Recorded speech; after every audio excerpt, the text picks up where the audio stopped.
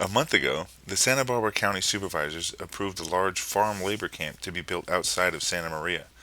The camp is going to house nearly 600 farm workers and is specifically set up to be used by H2A laborers. This decision comes 3 months after a home in Napomo was destroyed by fire after the owner of Mar Vista Berry Farms bought 7 homes to house farm workers. The homes, located in a cul-de-sac near South Oak Glen Avenue, were slated to house 16 people each and all cost at least $500,000. Arson is believed to be the cause of the fire. With a shortage of qualified workers in California, farm owners must feel the need for help, and the H2A program was set up to provide access to workers from other countries on a temporary basis. So, what is the H2A Farm Worker Program? The H2A program was started in 1986 when the Immigration Reform and Control Act amended the Unskilled Worker, or H2 category, of the Immigration and Nationality Act of 1952.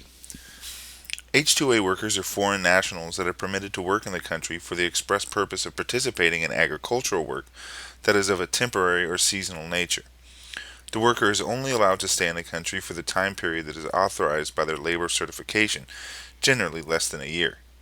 The H2A certification may be extended only by periods of 1 year each, and the maximum period that an H2A worker can stay in the country is 3 years.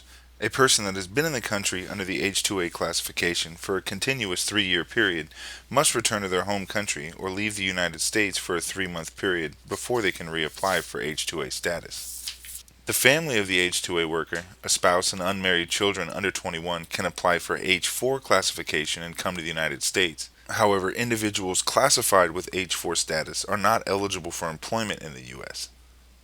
The planned facility outside of Santa Maria is currently designed to only house men.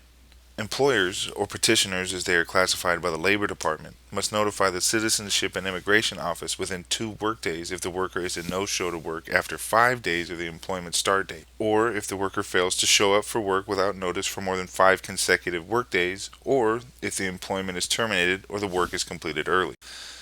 If a petitioner fails to comply with these rules, they are subject to fines of $10 for each instance of noncompliance. The program also comes with many restrictions on how a petitioner must treat and what they must provide the worker, including ensuring that they are paid an hourly rate commensurate with the prevailing wage of the area.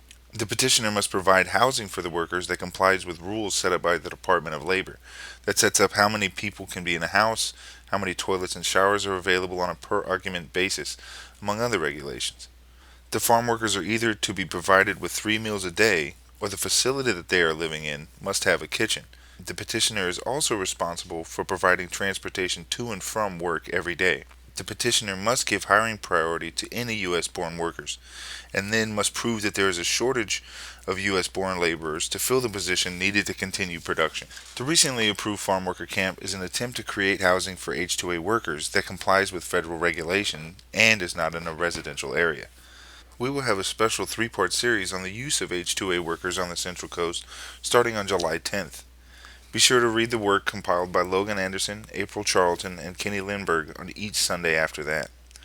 If you want to read more on the H2A labor camp, housing fire, or the current conditions for farm workers on the Central Coast, go to santamariatimes.com, lompokrecord.com, or syvnews.com.